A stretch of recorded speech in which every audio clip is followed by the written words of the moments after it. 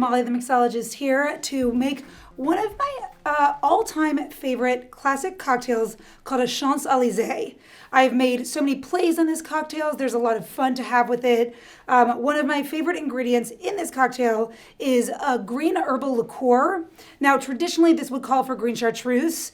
That can be a little pricey. So for those who are kind of newer to the cocktail world and want to find a more affordable version of that, we have our Verre Italian herbal liqueur. This is super delicious. If you like absinthe, you'll love this, but I don't like absinthe and I still love this. So it really can appeal to everyone, and it adds a lot of fresh, vibrant, kind of green flavor to this cocktail, even though we're only going to use a little bit of it. It also calls for cognac. Now, in this case, I'm going to use a French brandy because, again, that's a little bit more pocket friendly, and it's going to still add all of that depth and richness and nuance and kind of vanilla oaky notes to this cocktail. So, as always, we're going to start with our cheapest ingredient first. So we're going to do 3/4 of an ounce of lemon juice. There we go. And then you are going to cut your sour ratio a little bit on this because the cordial adds a little bit of sweetness. So we're just going to do 1/2 ounce of simple syrup. And as you start to kind of play around with ratios and get to know what I like to call cocktail math, you'll get more familiar with kind of how to adjust based on what you're playing with. So we're going to do 1/4 ounce of our Verre herbal liqueur here.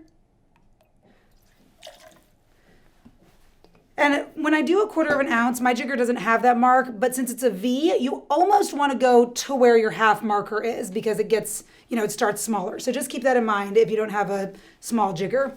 And then we're going to do 1.5 ounces of our cognac, or French brandy in this case. Good. Almost forgot one of my most important ingredients, Angostura bitters. Now, this has been around forever for a reason. It's going to add a little bit more depth, a little bit more kind of savory, nuance, herbs, almost a tree barky element that, again, will just add more nuance to your cocktail.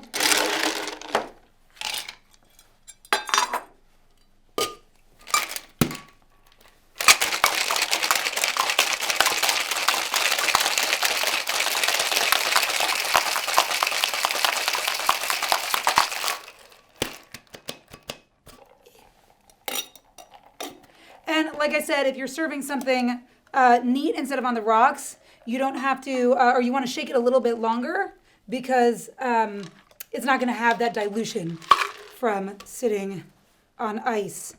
And then our garnish, of course, in this case is going to be a lemon peel, not a lemon twist.